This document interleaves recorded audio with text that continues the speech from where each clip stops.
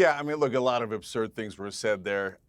Like any mention of the crown prince. I mean, the guy's the son of a former dictator of Iran. He has zero credibility with the Iranian people.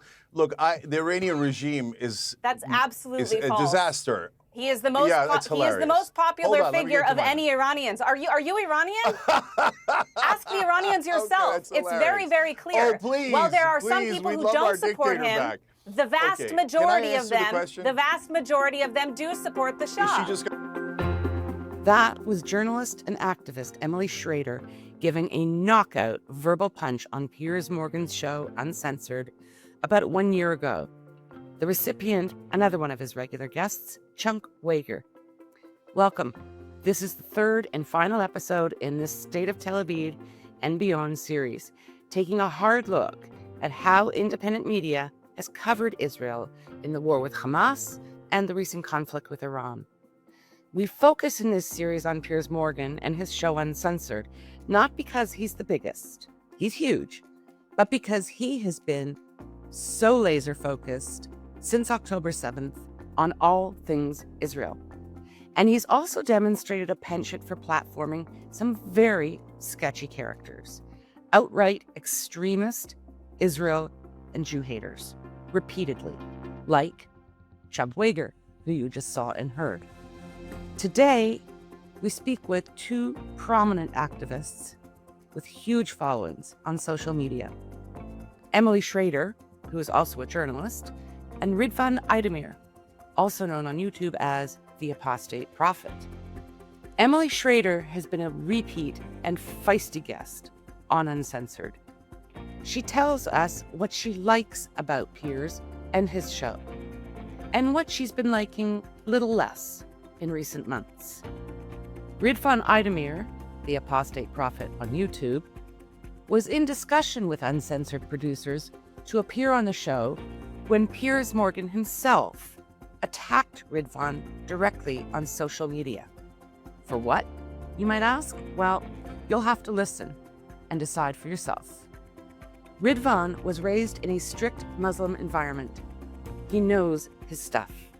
And he dismisses Piers Morgan as a clownish entertainer with no values or desire to discuss difficult issues and ideas in order to find some sort of answer, truth, better way. Like Lee Kern in our second episode, Ridvan thinks Piers Morgan is in it for money and clicks. Full stop. I'm Vivian Berkovich, former Canadian ambassador to Israel. Let's do this. Wednesday, June 25th, just before noon in Israel. Emily Schrader, thank you so much for taking time to speak with State of Tel Aviv today. Happy to be here. So busy times for all of us. I know you're looking fresh and awake as always, which is an accomplishment these days. Looks are deceptive. Yeah, well, you're doing a good job. You're a familiar face to many of our viewers and listeners. You are on media all over the world, all the time, commenting on the issues of the Middle East. But your area of particular expertise, of course, is Iran and what's going on there. So just want to kind of give those of our viewers and listeners who aren't familiar with you what they're listening to and who they're listening to. And among other things, you have been a regular guest on the Piers Morgan show, Uncensored, over months now or years, I'm not sure. I'm not sure how long it's been running. It's been running for many years. I've been on a couple of times in the last, I would say, since October 7th, so the last 2 years. Okay, I know since October 7th he's been out. And you've been on more than a couple of times, have you not? I've been on many times, yeah. Okay, so what we're talking about today, I want to be really clear. You're a journalist, you're super experienced, you also speak to groups, you get out on university campuses. You were at the Oxford University debate that sort of exploded into, I think chaos is fair. Yes, definitely. You've seen a lot, and feel free to add whatever you want to the color and the context. But the Piers Morgan show has become something of a flashpoint and a focal point internationally. And people are saying that he is platforming Holocaust deniers, anti-Semites, Israel haters, and there are many accusations, comments that he just kind of gives them free rein. He just lets them rip and doesn't interrupt, stop, and hold them to account in the same way that he does others, like you, who may actually believe that the state of Israel has a right to exist and advocate in support of that proposition. How do you feel about the way I just put things? Do you agree with that, more or less? So I do think he has given the opportunity to some individuals who are explicitly anti-Semitic, who have engaged in Holocaust revisionism or denial, such as Candace Owens, and several others. He also had Hassan Piker and Mohammed Hijab. But I actually take issue with some of the criticism of him, of people saying that he stops all of the pro-Israel speakers or the people on Israel's side from speaking, but not the anti-Israel people. I've seen him do both. Actually, I have seen him for sure hold certain individuals to account on their ridiculous claims. Some of the debates, even that I was in, he was very, very harsh with Abby Martin, who's a notorious anti-Semite. Rania Khalek, another one. When they expressed support for terror organizations, he was pretty firm with them, and really did hold them to account. That being said, I think Pierce is going for, it seems like Pierce is going for, as a journalist, a more nuanced conversation in the way that he moderates. The problem is that the guests he brings are not at that level.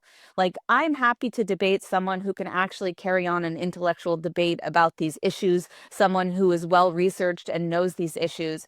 But instead, what I've encountered more recently is people who scream and throw temper tantrums and don't actually make legitimate arguments or have genuine criticism of the state of Israel. I will say that more recently he did something with Konstantin Kisin, who's been like a very nuanced voice on a lot of these issues. And I think that those are the kinds of guests he maybe should be aiming for a little bit more, because when you bring people on like Anna Kasparian or Cheng, who I debated several times, like, these are not serious people. These are not people who have the academic or any other form of credentials to speak about these issues with credibility. They're people who are jokes. They aren't real journalists. They aren't real experts. And I think that's been more of the problem than Pierce himself. That being said, there have also been people he's had on that are, as I mentioned, very credible on these issues. People even on the other side that disagree with me, who have brought up interesting points, valid arguments on the more complex issues. It's just that when you bring people who are known and proven anti-Semites who do not have credibility to speak about these issues, like Candace Owens, so this brings up a lot of problems, because it's actually giving them an opportunity to spew this kind of disinformation. And it is, in the case of Candace, disinformation. And that's very problematic. Some of the issues that she has claimed, or the like ridiculous things that she has noted, are blatantly false. And Pierce didn't really hold her to account on any of those issues. And I'm not quite sure why, because I think that he does know better. I don't know if it's just coming from a place where he wants to sort of give people an opportunity to make their case. But it is problematic. It's not black and white, but it is problematic, some of the guests that he's had. That being said, a lot of the Jewish community and the pro-Israel voices who are saying, oh, he's an anti-Semite, or he doesn't let any pro-Israel people speak, all of this I reject completely. He has, even though there have been incidents when he hasn't allowed me to speak, even when I agreed with him, in fact, he also has done the opposite. I've also seen him do the opposite to other anti-Israel speakers. And I think that criticism is not warranted. I think some of the pro-Israel voices who have had a hard time on this show were not qualified to speak about the issues they're speaking about, did not know how to handle a professional, especially TV debate. It's not a courtroom. It's not a Knesset committee. It's not a meeting between diplomats. It's not any of those things. And if you don't know how to navigate the conversation in a situation like that, especially if it's not your first language, then don't do it. It's interesting because a friend of mine recently likened going on Piers more to being in a knife fight than in a formal debate, where you have, rules and strictures and time limits. And that may be a bit harsh, but I think it sort of gets to the point that you're making. You threw out a lot, and I want to just go back and unpack a few things because you made some great points. I wanted to speak to you because you've been on so frequently, and because every single clip that I've seen with you, you've been composed, professional. Maybe I missed it, but I've never seen you lose your cool or become frustrated or swear or get aggressive. And that happens a lot. And it does seem to be part of the Piers Morgan model. He does try to poke the bears and hit those spots. And the fact is, that's the type of journalism that he seems to be practicing and promoting. I happen to think, I'm not like the biggest fan, and I can't say I've watched every show, but I do think that there's been a change in how he's covered these things from the beginning to the present. There have been undulations and changes in how he approaches various issues. He is clearly ratings driven. Not that there's anything wrong with that, because everyone wants eyeballs and clicks. That's the game. But, I come from the old school of journalism. I've been working in the field professionally as a lawyer and as a journalist since the early 90s, actually the late 80s. And I worked when there were really strict ethical guidelines and parameters, and those have eroded. And they've eroded for a whole bunch of reasons, but one of them, of course, is the lack of regulation and the kind of free-for-all that the internet is. And that's his playpen. He's in the internet. He owns it. He's got millions and millions of viewers. So, someone like me has to look and question, what's guiding your journalism, Piers Morgan?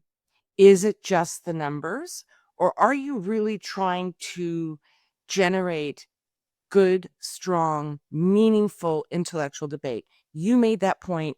I've had this discussion with many friends who have been on the show. We may even have had it in the past. I'm all for open debate and good, strong, smart debate and discussion. But when you take Konstantin Kisin and put him on with comic Dave Smith, when you take Jonathan Conricus and put him on with Anna Kasparian or Bassem Youssef, I don't care if they have 20 million followers on Instagram. And what that says to me, that paradigm, is Piers wants to maximize his eyeballs and his clicks, because Bassem Youssef and Jonathan Conricus, to me, it's a joke. Why do that? And you raise that very effectively. He's not making an effort, or his producers don't seem to be making an effort to put on peer-to-peer. Yeah, I mean, I think that's been one of the largest problems. And I agree with you that there has been a shift over time since October 7th. A lot of people have accused him of becoming anti-Semitic, whereas he used to be critical of Hamas. Now he's critical of Israel. I reject that. I think a lot of the claims that he brings up are valid questions. The problem is that the debates he has, because of the people who are invited, at least in some of these cases, as you mentioned, Dave Smith with someone who actually is interested in a genuine dialogue on key issues like Constantine, that's not really a fair debate. You're not really going to get anywhere. And something interesting about that debate in particular was Constantine noted at the beginning, I am not an expert on these issues. And that's part of the reason I feel comfortable actually having a genuine conversation with Dave Smith, despite the fact that I disagree with his views. And I think that's actually a very humble and accurate thing to say. Constantine is there to have a debate about what the issues are. And what he thinks personally, but he's not an expert on that. And the problem is you have people who present themselves as experts who are not, who don't have any lived experience in this conflict, who don't have any stake in it, who don't speak the languages, who have no military experience. The list goes on and on. So this is a problem. This is a problem when you're talking about issues that are affecting people's lives on both sides, on the Palestinian side and, of course, on the Israeli side. And I agree that this is something that Pierce, or at least, I don't know, his producers, I'm not sure who's making the decisions there, have brought people that are not really of equal caliber when it comes to having an intellectual or even journalistic conversation about what's happening on the ground in this conflict. And I think that we see this conflation across across different networks. Piers is just, one example, but all of the networks have been doing this. I mean, the people that most of the U.S. media has had on speaking about the war in Gaza aren't even here. They prefer to have people who live in New York or Washington, D.C. to speak about the war that we're living in. We're the ones getting bombed. And yet you see people from the New York Jewish community commenting on what Israel should be doing. Like, it's ridiculous. And it's not because they're credible voices or they're experts or they have years of policy making on these issues. It's because they have 200,000 followers on Instagram and they think that it's going to Exactly. get them traction. And that's very, very dangerous because you're dumbing down what the actual issues are. I mean, some of these people who are using this war in order to promote themselves through media, they don't even care about this issue. They don't even care what's going on or what the ramifications are of the policies that they're arguing because they don't live with the consequences. They don't live here. And yet you see the networks continue to promote them as somehow credible voices. And it really damages the understanding of these issues, especially the complex issues. When you have people speak about this who don't actually know what's going on. And Bassem Youssef on the other side is a great example as well. I mean, this guy is a comedian. Why do we have comedians opining on international news about a conflict that neither of them, not Bassem, not Dave Smith, are living in? It's crazy. It's craziness. And people are entitled to their opinions, but they shouldn't be treated as experts when they, in fact, are not in any capacity whatsoever. At least in Douglas Murray's case, he was here on the ground for many months reporting. It's not even just the having been there, done that thing. I think it's also the lack of seriousness in terms of intellectual engagement on the part of many people, or they're so hard baked in their ideology that they are incapable of having a remotely proper discussion. And Konstantin Kisin, who you raised as having intellectual integrity, is a really good example because he too is a comedian. He just also happens to be a very serious man who has a big intellect, and he takes big ideas and big issues very seriously. And I guess I just want to finish up with a few questions. One is, what is this infatuation with so-called comets? I don't even know if Dave Smith is funny. I'd never heard of him before this, but Piers Morgan has clearly made it his kind of, mission to promote this guy. There are a lot of comedians out there, Lenny Bruce types, who are actually really intelligent, really well informed, and who could fit the bill if he's so hell-bent on using comedians to deal with what are probably the most salient, urgent geopolitical issues of our time. I think that Pierce is an entertainer. I mean, this isn't an Oxford Union debate. It's not structured. He wants eyeballs. He wants attention. And like you said at the beginning, inherently, there's nothing wrong with that. But there has to be a balance between bringing people who are simply irresponsible, like in the case of Muhammad Hijab, for example, or I would argue also Bassem Youssef, people who are spreading things that are blatantly untrue, like Bassem Youssef or Candace Owens. These are people who shouldn't be given any form of credibility, no matter how much traction their insane comments get on social media, which, by the way, is not reflective of reality. We know that there's a lot of subversion going on these platforms. So just Right. because someone gets a lot of attention on these platforms doesn't necessarily mean that anything that they say has credibility. In terms of Dave Smith, I'm not quite sure why Pierce is so obsessed with promoting him. I don't find him funny in the first place, aside from his political views. But I think it's very dangerous when you have a comedian who doesn't actually have any credibility on foreign policy issues, spewing this isolationist nonsense when he doesn't actually understand anything outside of the United States. Regardless of what one's conclusion is at the end of what the United States or what the West or what Israel should be doing, to have someone who's a comedian that doesn't really have any military experience or policymaking experience be lecturing millions and millions of people on social media, and then because of people like Pierce, millions of people through mainstream media, is very dangerous because a lot of the arguments, the gotcha moments that he thinks he's making are very easily deconstructed. And anyone who has even the simplest understanding of international relations and affairs would be able to at least argue the other side, whether or not they come to the same conclusion as him in the end. And yet it's presented as somehow like revolutionary. It's very concerning. And I think it would do everyone a favor to bring people who are entertaining, who know how to speak on TV, who know how to have a dialogue that's constructive, that those would be better guests for I guess, the side that's more critical of Israel. But that's not really what we're seeing. We're usually seeing these sort of ridiculous, clownish characters, which makes sense. I mean, that's what comedians do. They act as a sort of clown, to quote my friend Douglas Murray. So that's exactly what we're seeing. I don't think Candace would agree to being called a clown, nor would Bassem Youssef. Maybe Bassem Youssef would. But I mean, he does seem to have a penchant when it comes to inviting people to articulate anti-Israel views, to inviting really extreme extremists. And I don't see a symmetry, because if there was a symmetry, you and I both know who he'd be having on, and he doesn't have those people on.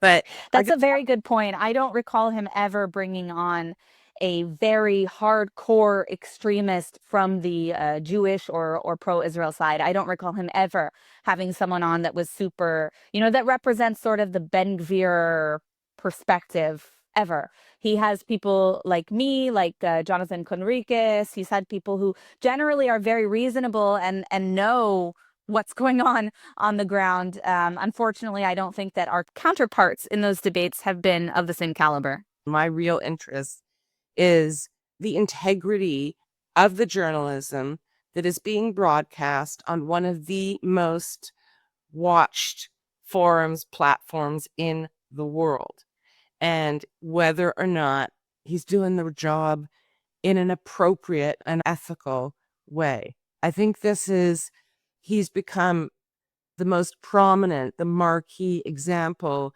of what has happened to journalism, how it's changed and mutated over the last few decades since we've had, the internet sort of take over. So there's no regulation, there's no central kind of standardization or standards or anything. It's the Wild West. And Piers Morgan is the focus because he's so successful. I also want to make the point, which I think is important. I've not jumped on the Piers Morgan is an anti-Semite bandwagon. To be perfectly candid, I don't care. I mean, he may be a misogynist too. I don't care. What I do care about is what I see when I tune in to his show, and whether or not, in my view, he's meeting what I would consider to be baseline professional standards. Now, he also has a very colorful past in journalism as a tabloid journalist. And he's had, ethical issues that have been thrown at him and raised in the past. And I don't want to do that and dig it up.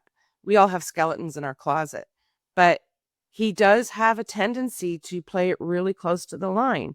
And I think that now, at this time, we have to look at this and ask, why? As you said, having someone like you or Conriquez, you guys are very intelligent, super informed, professional, and in my view, moderates, right? But I want to close by asking you this. Why do you go on?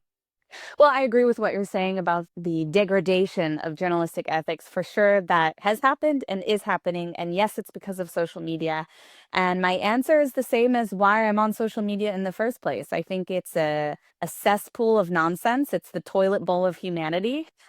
And in an ideal world, I would never be on it. I would delete all my social media accounts. Unfortunately, that's not the reality we're currently living in because of factors outside of my control when it comes to journalism, when it comes to social media.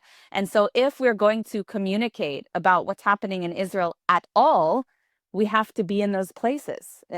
This is the unfortunate reality. I don't have the power to change it. And that's why I think it's important that we still show up. Because if we don't show up, then the people who do are people who are more radical, who are more narcissistic and attention seeking. They're people who are focused on their own advancement rather than actually telling the story or telling accurate information about what's happening on the ground when it comes to Israel and the war with Hamas, and more recently, the conflict with Iran.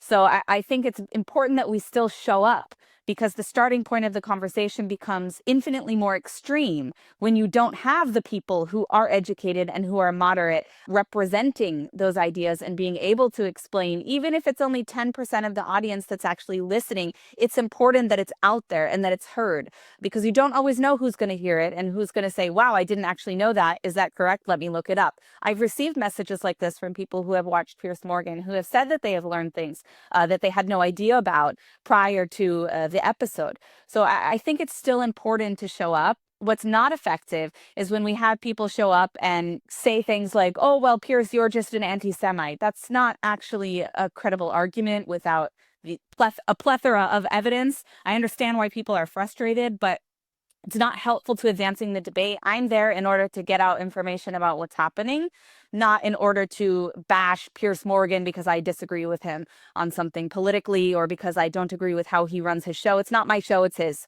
And that's up to him and his producers. But if given the opportunity, of course, I'm going to speak about what's happening in Israel and ensure that the maximum amount of eyeballs and ears hear and see what's actually happening on the ground in Israel, because we don't really have another alternative. And until such a time as we have ratings of, the caliber of Piers Morgan on shows that are more accurate and do promote more nuanced conversation, I will continue to do so. And I think that anyone else who's capable of having an intelligent debate should as well. That being said, I do think we should also push him and encourage Piers Morgan and other journalists to promote people who are more intellectual on these issues in order to advance the discussion instead of simply becoming a circus like Jerry Springer of 2025. Yeah, that's I call him the Jerry Springer of geopolitics. Emily, thank you. You're a lioness. You've been doing incredible work, and please continue doing it. I have to say, I'm really encouraged to hear what you just said, which is that going into this kind of mosh pit, which is what it is, of stuff, bad people, bad views, not often the most professional environment, but that you feel that you do have the opportunity to influence people and to help them hear and see points of view that they may not otherwise encounter. And that's really, at the end of the day, the ultimate test. Is it just a silo for people to yell to their converted already and harden their views? Or is there actually an opportunity when you go on a show like this to possibly persuade and change hearts and minds? And what I'm hearing from you is it's still the latter. There's still the opportunity. Yeah, I think it's definitely still possible. I know it's happening because I've received messages about it happening. Unfortunately, I think on the other side, a lot of the anti-Israel guests, at least that I have been paired with in some of these debates, are not doing that. I don't think that they're making a good case for the Palestinian cause. A lot of what they're doing is just screaming and shouting over other people. Anna Kasparian is a great example. I think in 1 hour, this woman didn't make a single argument. Everything that she said was, you're vile, you're supporting genocide, you're no actual arguments about what was happening on the ground, as if I am a IDF soldier inside of Gaza currently conducting the war. So it's ridiculous. For them, I think, at least what I've seen, it's simply a show, an outlet for their screaming. And in a weird way, it actually does a disservice to the Palestinian cause. But that's kind of what we've seen across the board since October 7th. I mean, the whole Free Palestine movement isn't really about Palestinians. It's about bashing Israel. It's about, subverting facts about how Hamas has been oppressing Palestinians on the ground. It's obsessively focused on criticizing Israel rather than building up a Palestinian society or a reasonable, moderate, and productive Palestinian cause that can help those people and help advance their future. And there are moderate Palestinian voices that I think he could be bringing on his show, and for some reason chooses not to platform. So you have to, wonder why. He had maybe he's secretly pro-Israel. Oh, he had. Don't tell anybody. Sorry, Piers. He had Minister Shikli on, and did not let the guy get a word in edgewise. And my view is, whatever one thinks of Minister Shikli and his views, he is a minister in a government.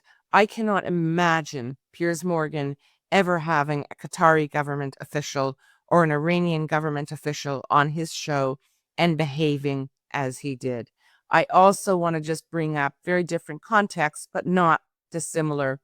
the other night when he had Conricos with Anna Kasparian and a few other people. And Kasparian did what she did, which is basically just go ballistic and yell and scream. And Piers actually posted, gee, too bad. I just wasn't able to stop her. And, on both those occasions, different issues, but similar. Pardon my French, but, bullshit. You couldn't shut down Anna Kasparian. You shut down all kinds of people all the time.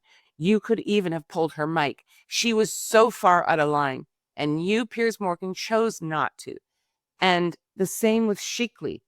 The level and degree of disrespect that he showed that man, whatever he thinks of him. Piers Morgan has interviewed some wildly odious leaders from regimes around the world and been at least polite. And those are two instances that I do think feed the "you're an anti-Semite" crowd. And I personally found them reprehensible that he would do that.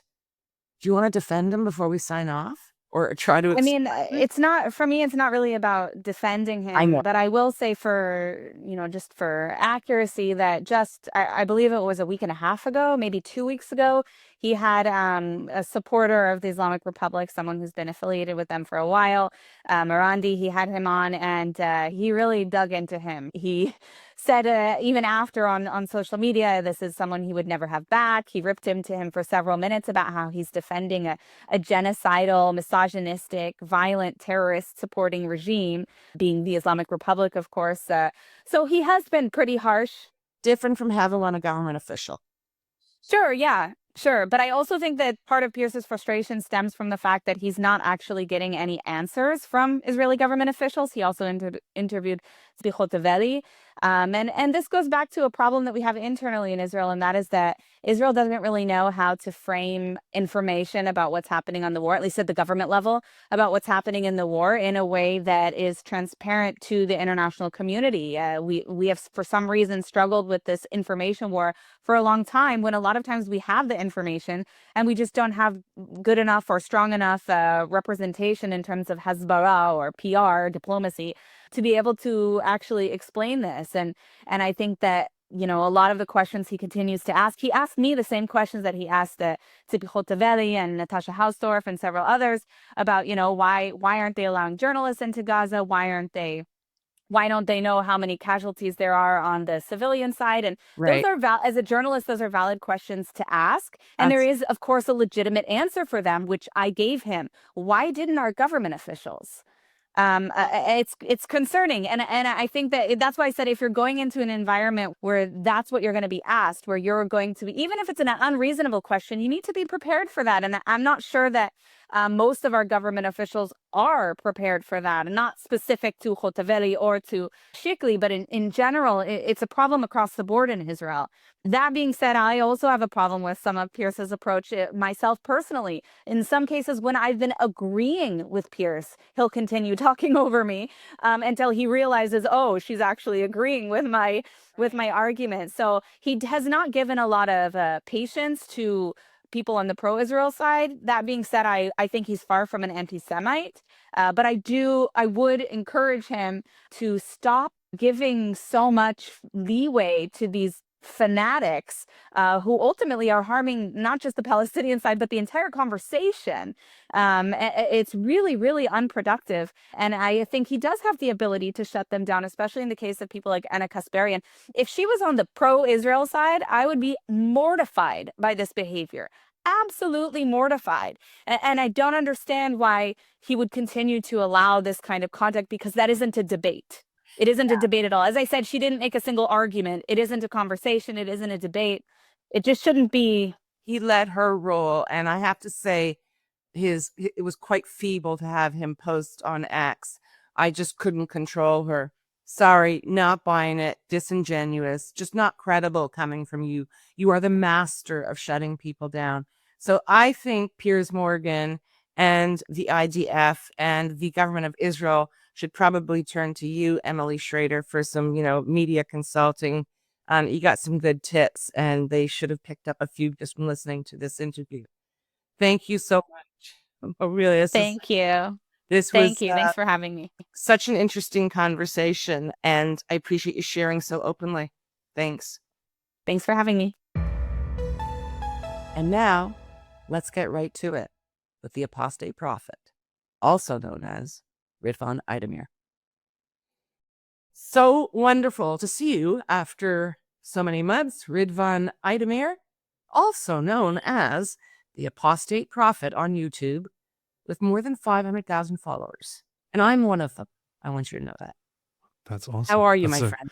That's a great honor. I'm good. I'm good. It's been such a long time. Last time we talked was quite a while ago. But Well, we should tell our viewers and listeners that we had a rendezvous, Ridvan and I, in February in Berlin. We did some really amazing work that we still have to pull together and get out there, and we're going to. We were just plotting that. But that was your first time back in Germany since you'd left many years ago. Tell our viewers and listeners, because many of them may not be familiar with you, who you are. And, you have such an interesting backstory. So let's talk about that for a few minutes, and then we'll get into Piers Morgan. let's do that. Yeah. So I started out with my activism and with my online presence many years ago. Because I came from a Muslim background, grew up in a Muslim family and practiced Islam very strictly. Came from a family that practiced Islam and preached Islam very strictly in a very traditional, but also kind of mainstream way. And I saw that it had lots of problems. And after a while, I left Islam after a long time. I'm really dumbing it down right now. But then I have to fill in a few really key blanks there. Ridvan, you were born in Germany. yes, Your parents had emigrated there from Turkey. I yes, believe you grew up until age 15 or something in the Stuttgart area. that's I right. went to public schools, so we're quite assimilated during the day. Going to German school, speaking German, having German friends, and then going home to, as you've explained to me, a quite religious and traditional home.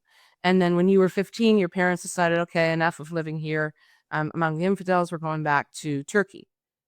And it wasn't at some time around then that your inner intellectual, spiritual awakening, whatever you want to call it, began? Yeah, it was in Turkey that I was exploring. I was very rebellious in Turkey because I really grew up and loved the German way, the European Western culture. And in Turkey, I couldn't really make sense of things. There was a great culture clash happening in my head. And it was the Islamic culture and even kind of a secularized Islamic Muslim culture versus the German side and the Western side in my head. But lots of events happened in my life. First, I turned toward socialist, communist pursuits to fight the injustices in the world as a late teenager. Then an event happened where my aunt who was very close to me, was killed by her then husband, whom she was trying to divorce, and he was kind of coming from a traditional religious perspective, which really destroyed my world. But although I should normally at that point turn away from tradition, I turned more toward religiosity, became extremely devoutly religious after that. But then that just opened up a lot of problems because I started studying Islam very thoroughly and reading the Quran several times and Islamic history and Islamic scholars and all that, and analyzing things, practicing very devoutly and praying that I stay within it, but then also recognizing how bad the religion actually is, how problematic it is, how morally messed up it is, how wrong it is, and so on.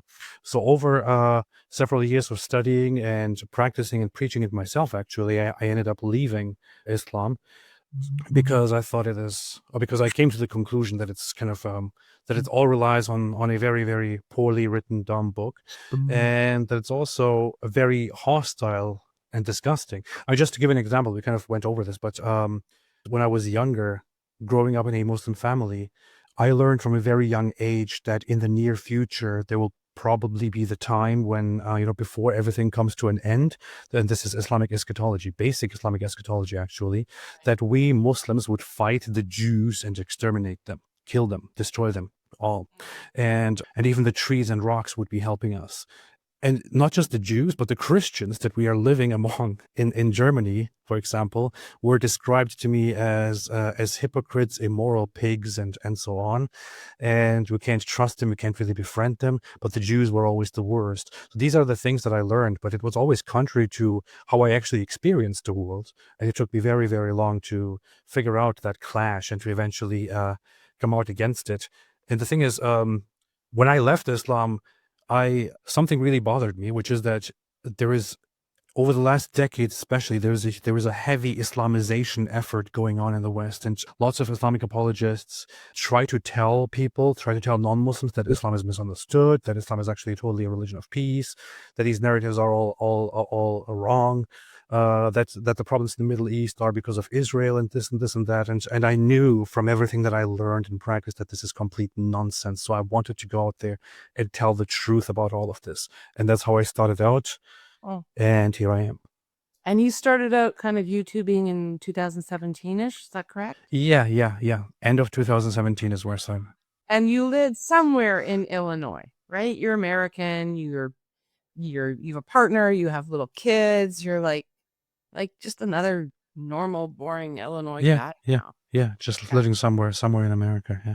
So I can't remember. Well, I do sort of remember. You did come to Israel, I think, in the last year and a half. It was after October 7th. We met through a mutual friend and kept in touch kind of sporadically. And here we are again. And I found your just way you communicate and your thoughts fascinating. And also the way in which you communicate your epiphanies about Islam, about your relationship to Islam. You communicate them so intelligently, articulately, and not hysterically. And I personally really appreciate that, because that's a quality that is in short supply these days. Just kind of, sane discussion. Maybe you're not always that way, but that's my experience of you. It's kind of funny that you put that, because often I think that I'm very emotionally involved and quick to become extremely passionate about this kind of stuff. But I try to keep it reasonable and try to keep it rational most of the time. Yeah. Thank you. Well, I mean, I'm sure you feel it inside, but I guess what you're doing is very professional and you're kind of, sublimating it, because that can be alienating to a viewer or a listener, right? When you bring too much of yourself into it, which in fact totally segues into the subject of our discussion today, which is Piers Morgan and his huge show, Uncensored, which has millions and millions of viewers. It's on YouTube. He owns it, which he reminds us of as at every opportunity. He controls it. He is very engaged in selecting the guests, and he certainly sets the tone. And as I've said in other interviews in this series, he comes from what sometimes is called a yellow journalism, more commonly called tabloid journalism. That's his background. That's where he cut his teeth and earned his stripes. And that's kind of the world, I think, where his ethics and his approach were formed. Having said that, Piers Morgan and his show have, in the period since October 7th, become very important. We live in this world with a very kind of fragmented media environment where legacy media is largely discredited and denigrated, and much of it is well deserved. But we've also seen the rise of independent media, and the independent media world is turning out to be, in my view, very similar to the legacy media world that it hated so much. It's dominated. The independent media world is dominated by a few giants. It's like this kind of oligopoly. And Piers Morgan is one of the big names. He has it figured out. I mean, that's the funny thing about him. On the one hand, he's a horrible person and actually a horrible voice in the new media. On the other hand, I kind of have to give him one thing, which is that he was smart enough to actually contrary to much of the legacy media, he figured it out that what he actually needs to do is to transfer his whole stuff to the new media, to YouTube, to online, and just carry it on there. And there's probably much more benefit, much more money, much more exposure. And he knows it, and he points it out all the time. He points out how, oh, this conversation that I just had has got 1 million views now. Gosh, it's like something very tragic, very horrific happens, and that's what they're talking about, and all he cares about is how many views it got. It's really messed up. And the other thing that he was quite visionary and prescient about, in addition to moving his platform to YouTube, was jumping on October 7th and this horrific tragedy with very complex background and present, and exploiting it. The real issue is Piers Morgan has a platform. He has tremendous influence. And how is he using it? Is he using it to make money? Is he using it to stoke already very inflamed passions and problems in the Middle East? Does he even care? But he does have this power. And what I say is, when people like Conricos and Emily Schrader, who I also interview, and others go on the show, they elevate the horrible people who he brings on. They dignify his approach. You've had your own experiences with Piers, and I gather he's blocked you. He hasn't blocked me yet, but probably will now. But just give us a bit of the background, your own interactions. Well, I never actually appeared on his show because here was the thing. I was actually in contact with his show, with the person who arranges the guests and invites them and all that. And I was told that in no time they would invite me on to talk about a certain aspect of the conflict that is going on. And as we were in those talks, I also made clear that I really do want to talk about a certain aspect of it, which I think people are not talking about, which is the religious aspect of Hamas and Palestinian terrorist organizations and all that. After that, they kind of left it hanging there, and I didn't receive a response from them. A while later, Piers Morgan was having these fights online about why he doesn't want to have a conversation with Tommy Robinson, and he was pointing out that Tommy Robinson is an Islamophobe and a bigot, and I won't have a conversation with an Islamophobe and a bigot.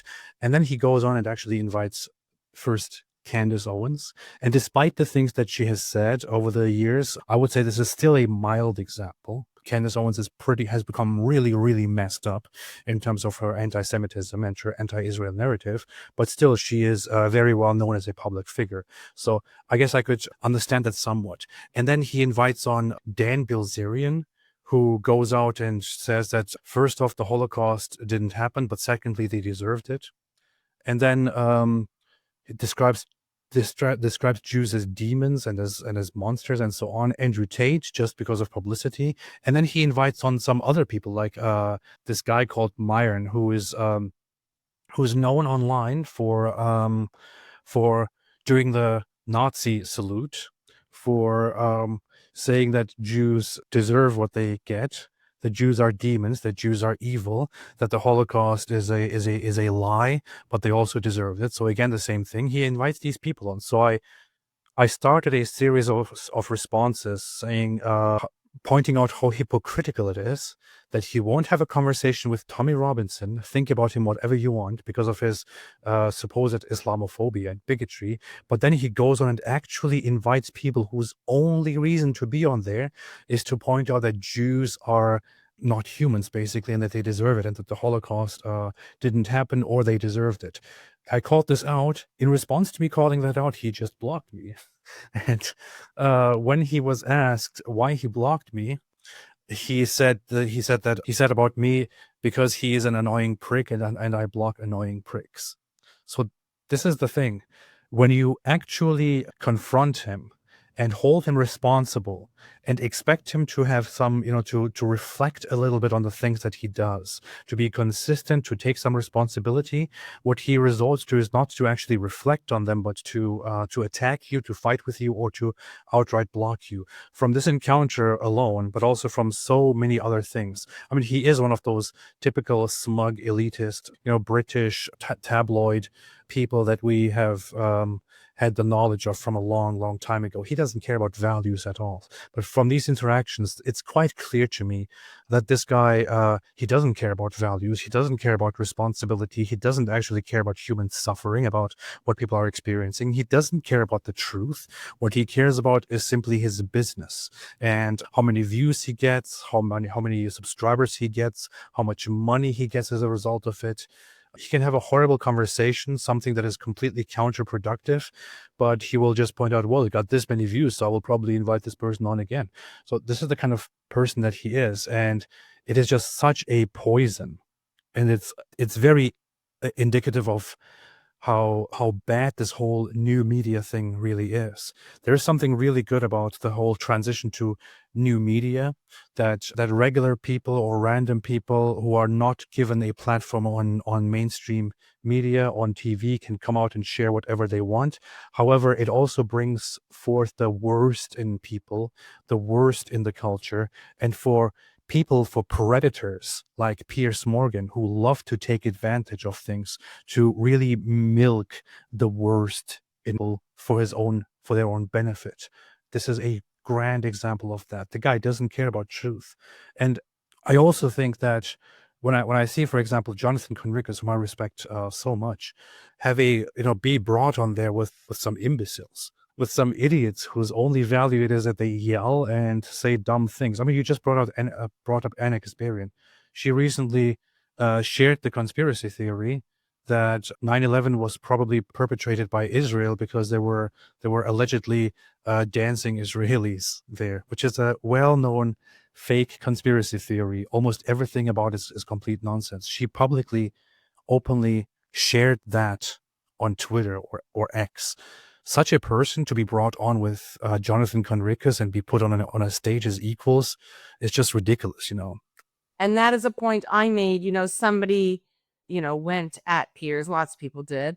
And it's funny. I think basically when he's not on the show, all he does is read his Twitter feed. But, and they said to him, like, WTF, why didn't you just shut her down? And he said, I tried, but I couldn't do it. And I wrote him back and I'm like, excuse me, you couldn't do it? You're the king of shouting people down. You can cut the mic. You let Anna Kasparian go on because I didn't write this part because it suited your agenda that day. I think that Piers' show has evolved and changed, and he's reacted, and he sort of goes too far, and then he pulls it back, and he sees what works, and he sees what doesn't. But the rubber's really hitting the road, and there's a lot at stake here. A lot. And the question is, again, this is a conversation I had with Conricus earlier today, is, you said he's all about the clicks, he's all about the numbers. And somebody I saw a while ago said to him, you're trash, you're crap, nobody cares. And he says, oh yeah, well, it looks like a few million people do. Well, is that how we're judging quality and meaning? Is that how we're judging? And do you care about quality and meaning? Do you care about contributing in a positive way to this very public and global discourse? And what it comes down to, and Conricus went back and forth on this, is he an entertainer like his buddy comic Dave Smith? Is he the Jerry Springer of geopolitics? Or is he, as I think many people do see him as being, a serious purveyor of news and information? The man with the backbone, with the fortitude, with the guts to take on legacy media and show the world the unvarnished truth. What is he? He's just a moneymaker. He's just a businessman. That's all he is. It is all a business to him. I mean, as said, there is no value to it at all. There is no effort to convey the truth. By the way, I have to point out Dave Smith, the comedian, is definitely not funny. I actually sat down to try and figure out if he's actually at least funny, but I sat down through like 5 minutes of one of his special shows, and I didn't even grin and didn't even smile, and I understood why he is not famous for his comedy. But but I've never yeah, had the pleasure. please don't. But with Piers Morgan, is there's one great indicator, which is since October 7, which has now been, it was over 1.5 years ago, and since then, so many people went on the show to talk about proportionality, for example, to talk about surgical strikes, to talk about urban warfare, to talk about why the war in Gaza looks like this and not like a different war where Israel can very well carry out precision strikes like recently in Iran, for example. Lots of people talked about what proportionality means, how the number of people that die in a conflict have very little to do with proportionality and what it actually means, and so on. So many people went on to explain this. Piers Morgan to this day doesn't understand it, and to this day still asks the same questions. Well, we've seen in this recent example that Israel can take out certain commanders with precision strikes, with surgical strikes. So why didn't they do that in Gaza? You had that question answered to you 50 million times by now. 50 million times by now, and you still ask the question. Yeah, there's another obsession he has, which is going on and on, but not allowing international media in. Now, some international media are allowed into the Gaza Strip and have been, but as you might imagine, it's a pretty high-risk undertaking. And Conricos explained that he's said on air to Piers many times, I'd be happy to arrange it for you and go in with you. But Piers has never taken him up on the invitation. So Too scared. So whatever his reasoning for doing so or not doing so, but it does allow him to continue to go on about how the international media isn't allowed in. I personally would like to see a lot of them go in, and I mean, the IDF isn't going to be worried about taking care of them because they got a war to fight. So maybe Hamas will take care of them. maybe. But He recently even said this ridiculous thing. He made a post just where I don't know when that was, but several weeks ago he posted on X something about so Israel knew exactly where these commanders are, and Israel knew this and Israel knew that, but they had no idea that for decades Hamas was building tunnels. Dude, are you serious, man? Like, not even people who have like loosely followed the conflict think that or think that this is actually an argument, or this is actually a claim made that Israel had no idea about these underground tunnels and that they just found out after October 7 or something like that. And this guy has been running a show, has been milking the conflict for nearly 2 years now, and comes up with this ridiculous assumption, with this ridiculous claim that nobody has ever made. This guy clearly doesn't care about the facts. not only has nobody ever made it, the IDF spokespeople and others have made the point repeatedly. Israel has known about the tunnels for a very long time. And again, my friend Conricos talked about having been in the tunnels in the early 2000s, ones along the Philadelphia corridor. So with the border between what was then Israel and Egypt, but is now the Gaza Strip in Egypt. So, but look, he says it. There's no one to challenge him. There's no one to hold him to account except for on Twitter. And he either calls you names like he called you, or he just ignores you or blocks you. But that, I guess, is, what we're talking about is a real danger of the independent media. The independent media can accumulate huge power. A guy like Ben Shapiro also has significant power. Glenn Greenwald has significant power. Barry Weiss. There are many organizations that have very quickly turned into large and influential organizations, but they have no regulation. And they're not accountable to any, board of directors. The board of directors, in effect, is the internet, is how many viewers they have and how much money they make, how commercially viable they are. It's capitalism in extremis. And what we're seeing, I think, are some of the abuses when you have any system kind of taken to an extreme, right? Which is probably part of what turned you off communism in the early days. Yeah, This doesn't work the way it's supposed to. it is true. Um, It is true. Ridvan, thank you so much. I think that you always have such an interesting and different perspective. And I really appreciate you sharing it with us. And I'm just tickled that I was able to catch you today. Well, Piers certainly doesn't appreciate it, but I'm glad that you do, Vivian. It's always fun to talk to you. Always a great pleasure to talk to you, and always happy to do this. We have only, contrary to popular belief, apparently the Zionists don't control everything. So there is a lot of bad stuff going on, and we have only a little bit of power to counter it as much as we can. So that's what we do. Except, I just want to put in the pitch here, like, for if there is that Zionist cabal out there, like, controlling all the money and the media and everything, like, hey, I'm here, like, I want a piece. How come I never get a cut? Thanks again, Ridvan. Wonderful to see you, and I hope we continue these conversations soon. Thank you so much, Viv. As always, thanks so much for being here. Please, subscribe, ring the bell, like us, love us on whatever platform you hear or watch us, and consider supporting us with a subscription. We'd really appreciate that. Until next time.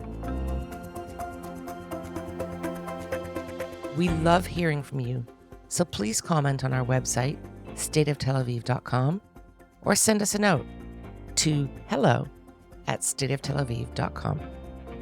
On behalf of the State of Tel Aviv core team, Jan Zabo, our creative, graphic, visual, and marketing man, Amir White, producer and editor extraordinaire, sound guy, who is also impressively patient with me and my boomer tech deficiencies, and our social media manager, who pitches in on everything, Maya Naftalin.